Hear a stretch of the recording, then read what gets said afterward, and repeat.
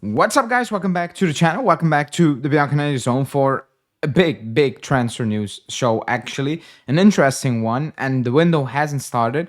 We still need to pray that Roma lose tonight against Atalanta, so we can hopefully beat Udinese and Venezia, excuse me, and we can make it, into the Champions League. But that's not really the point right now, because Champions League or not, Giuntoli told us it's not important. What is important is that Fabrizio Romano and actually Alfredo Pedula as well have a massive update on Osimhen, on Tonali, Jonathan David, and a surprise in midfield, I would say. But the big update on Osimhen is that I think for the first time, really, there are reports out there that are saying he wants to join Juve. Period. That is the main focus. That's what he wants. And Juve are in talks to find an agreement with Osimhen before they go to Napoli and tell them, I know you do not want to sell to us, an Italian club. However, the contract situation, you don't really want him anymore because of personal issues and stuff like that. And I want to join Juve. Figure it out, basically. So that's what we're going to talk about. Before we do that, as always, smash the like button, especially smash the like button. That's it. Subscribe to the channel. You should be subscribed. Anyways, let's talk about the 4 updates I have.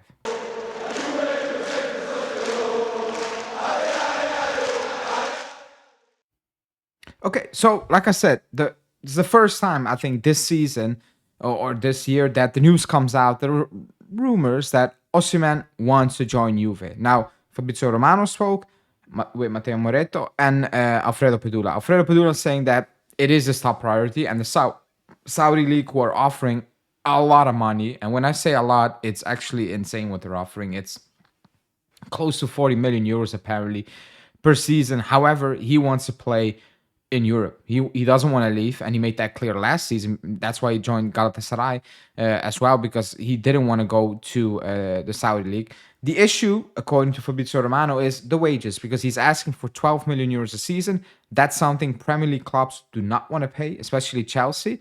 That Juve also do not want to pay. However, potentially could offer closer to what his agent is expecting than, for example, at Chelsea. Now, on the player Osimhen, is he talented? Yes, he is. Like, he's actually really talented as a striker. Does he miss a lot of chances as a striker? Yes, he does miss a lot of chances. Does he score a lot of chances? Yes, he scores a lot of chances, or he scores a lot of goals. He does, However, you need to create a volume of chances. Otherwise, it can look spooky. That is an issue that we need to resolve. If we have Osimhen, Milik, Jonathan David, which we'll talk about, Vlahovic, Erling Haaland, at the end of the day, if we do not create or recreate like we are creating this season, any player up top will struggle, and you will see only the flaws of these players. Like I said, build up play, first touches and stuff like that. But Osimhen, as a player, there's no question about that. However, we should not be paying 80 million to Napoli for a player they told, we do not want you. And he's saying, I want to stay in Europe. And actually, last season, even the Saudis didn't want to pay what Napoli were asking as well. So it's going to be an interesting one, because it's very clear that he is the main target. That's very clear that Osimhen wants a club, and Giuntoli wants Osimhen at the club. What does that mean for Conte? I don't know. And right now, actually, nobody knows what Conte is going to do. I believe he's going to stay at Napoli. I don't think Tudor should be staying here, but if Conte doesn't join, well, I don't see many other options for the club. Will they go for a Gasperini? Probably go to Roma. Will they go for a Mancini? Doubtful, after Alcon said no in January. So the Osimhen is interesting, and it is a massive update. What's also an update is Jonathan David. It's kind of linked to him because he's a free agent. We've been looking at it. Mirko Di Natale said it. Corriere dello Sport is saying that he's an alternative to Osimhen, and the club could move for him. However, he's asking for a lot of money as a free agent to sign on for his agent, and a big wage, and that's something the club doesn't really want to do right now. He's asking apparently over 10 million euros a season net, which I found ridiculous. I don't know there's no club paying Jonathan David 50 mil or even 9 mil a season net, and the latest updates as well that Manna and Napoli is getting closer to just convince him to join Napoli. Is Napoli going to pay that amount of money to Jonathan David? I really, really doubt it. That's why I'm very iffy with the news. Now, do I like Jonathan David? Yes. Do I think he should be a main target for us or the main guy up top for us? No. I like David, but I never looked at David and I was like, oh my God, you can lead a top team or you should be leading a top team to win trophies. I can be wrong, but I've not seen it personally, in my opinion. That's that. I think he will go into Napoli because Napoli, they're pushing for him. They're pushing for De Bruyne, which I'm going to talk about this week, De Bruyne. We are missing out on something ridiculous. Besides the player he is, just everything we are missing in this team. I cannot believe we're not making an attempt. However, Jonathan David, probably not going to happen. Now, the other update is Tonali, because a dream signing will remain a dream because according to Fabrizio Romano and Matteo Moretti, the negotiations never really took off. Obviously, it was more between the player and stuff, but they're not really interesting to sell. Which I told you weeks ago, especially when they make Champions League. Why on earth would they sell Tonali, and why would Tonali leave Newcastle? The only way he tells the club to leave is if he misses Italy, period. Like that bad. Otherwise, there's no chance that was gonna happen. So it was a dream. It will remain a dream, I think, for everyone. The midfield is going to be rebuilt again, in my opinion, because I think Douglas Luiz will leave. Yeah, McKennie will stay. What will happen with Colt Miners? We will see. Thuram was good, but we miss certain elements in that midfield. We really do, period. Like, it's that simple. I don't think Locatelli should be playing that position. I'm not a big fan of it. I've said it many times.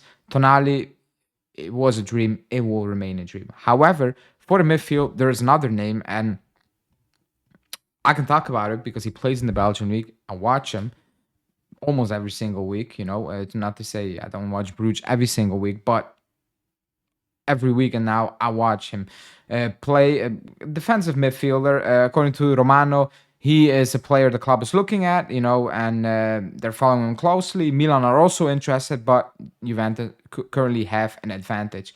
I think he's 23, or he will be 23 very soon. Mirko Di Natale spoke about it, and he said that it will cost us 35 million euros. No chance. No chance. He's not worth 35 million euros. No club is going to pay 35 million euros. Bruges can say what they want. No club is going to pay that for Yashadi. That's just madness, especially when you know that we paid around 20 million for Kefren Turan. Like, it's insane, so the price is off, and maybe that's the official line of Bruges, probably, but nobody's going to pay that, nor should we paying that for him. I like him. He's a good player, by the way. He's not the main guy. He will not be your main starter, so you're not going to be paying that money for him. It's impossible. It's not going to happen. But, if Tonali falls through, obviously other things need to be considered, and I don't know what it is, and I think Mirko Natale mentioned another name, Cardardo from Betis. I don't watch Betis, so I don't have anything to say on that. I watched him against Fiorentina. I don't even know if he played. I'm not gonna lie. I wasn't watching that in I wasn't watching that closely, so I don't know about that. But however, transfer window was kind of kicking off a little bit because of the Club World Cup as well. And if it's really Conte, then you need to have your target set. Otherwise, he's not coming.